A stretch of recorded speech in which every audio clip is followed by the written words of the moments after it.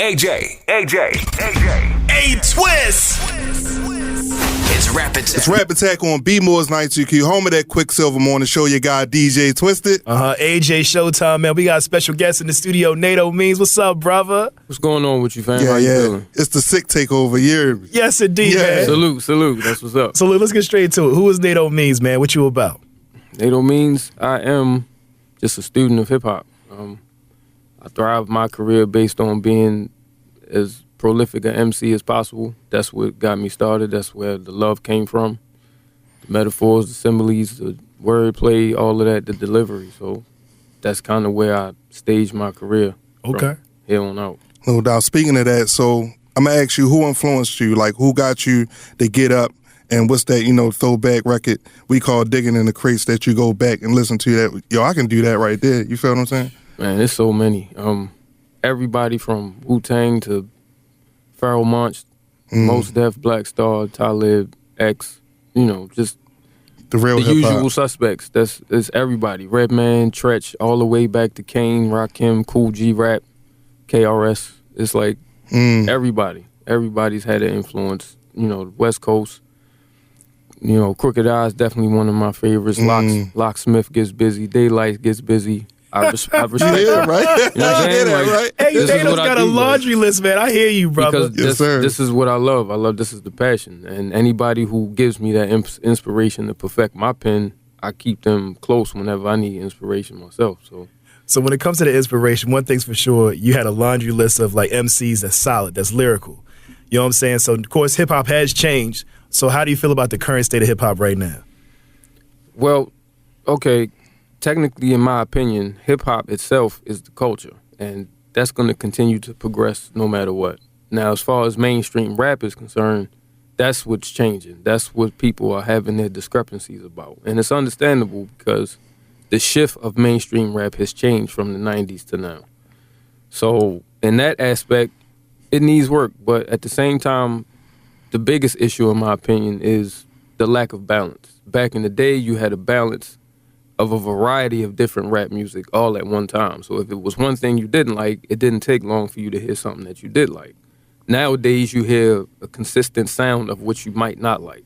So the balance is off. So right now, we just need to restore balance. But in my position, as far as what I do and the people who I listen to, the underground or the independent artists, that's where we bring the balance back, because most of the lyrical people are not major label artists. We're independent or underground, so that's where I put my spot at.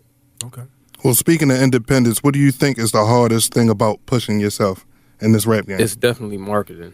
Being able to reach a massive group all at one time and finding your own fan base. For every sound that somebody has, there's a fan base that will listen to it. It's just a matter of reaching them. So you got to kind of go section by section until you get to that circle of people that's really rocking with you, and then you can build from there. But for the most part, promotion, marketing, advertisement, doing it all yourself, and the money that it costs, it can be grueling. It could be a nuisance. So I understand why people jump to the major labels, but me personally, I'm just more comfortable with the independence because I own everything. No doubt. Definitely want ownership. So when it comes to the rap game, what are the things that you like about it, though? The feeling. That feeling of hearing something and you like, hold up, let me run that back. And you pause, you rewind, and you listen like, wow, that was crazy. And I get that feeling from who I listen to, and not just male artists, but females as well. Because Cyrock is crazy, 3D Nati is crazy, Shay Noir is crazy. Like I really enjoy hearing the creativity of people who really have a passion for lyricism, and that's what fuels me. So now, you're a big fan of hip hop. We know that, right? Name your top 5 MCs for me. Oh, man. It's going to be a long time, I see. It's terrible. I can't do a top 5. I can tell you who I'm listening to right now. Okay. Outside of myself and the family, Ransom, RJ Payne, Skyzoo, like I said, Cyrock, She's Nasty, 3D Nati, Shay Noir, Graph. I still rock with Graph. And I still do, Pun and Big L and Cool G rap. Okay. You know, Woo. I still bring them all in when I need to, and you know, like I said, it's just a large variety of people who have added to the influence of my artistry. So Yeah, shout out that guy Sky Z though. That's my guy right there. that's man. my Real guy. tough. Yeah. So look, let's talk about your last project, man. A Means to an End. You know what I'm saying? The process behind it and where you are now. Means to an End was basically the first official album I did over original beats. Eastwood, 410 Productions, that's my brother. Shout out Eastwood. And that was the first official album I did with him. I've done plenty of mixtapes prior to that. I still got a couple on Dat Piff and this, that, and the third, but this was the first official album.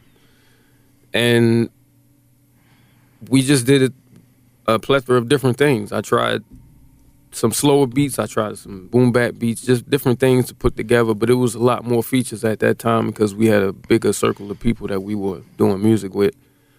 But it is rather old, in my opinion, to me. So, but for those who've never heard it and they like it, I respect it and thank you for the support. But in my opinion, I did it when I did it, and now I'm moving forward, and that's kind of how I move. But it's also a downfall of my own because it's like I don't really take the time to gaze into what it was I accomplished. It's like, all right, cool, I got that done. All right, what's next? Got So you. Okay. it's a good and a bad, but I'm very happy about the project, very proud of it, considering it was my first official album, putting on streaming platforms and all that. But the next one is just me going in some more, so that's what Right. it is. Now we got a song off that album in rotation. It's called Running. Yes, sir. Now tell me what you was going through when you made that song. The climate of our society right now, just a lot of the questions that people have, like, is anything real nowadays? Some of the things that we grew up being taught, and you're starting to find out wasn't really the case. A lot of things that looked like they were actually legit ended up being fraudulent. So it's like, what are we doing? Where's this world going? And it's just that state to claim of no matter what's happening, I'm still going to keep rocking. No matter what forces I have to go against or what forces try to come against me, I'm going to stand tall, I'm going to keep pushing, I'm going to keep running, and I'm going to bring whoever with me. Okay. So let's follow up Mean Talk. Talk about that. That's my favorite joint right there. Mean so. Talk is exactly what it say. I was on one that day. So I had some aggression I had to get off my chest. I had some things I needed to say. But I wrote it twice, actually. The first time I wrote it, it was only 2 verses, and the first verse was completely different. So when I went back and listened to it, I was like, no, let me redo that. So I changed up the first verse. I added the second verse and then pushed the third verse to the back, which is what you have now. So, but it was just one of them bangers. It was like, all right, you know what? The hell with it. Let me go in real quick. But I get those moments. I have inspirational moments where I want to talk about something victorious. Mm-hmm. I got my pain moments.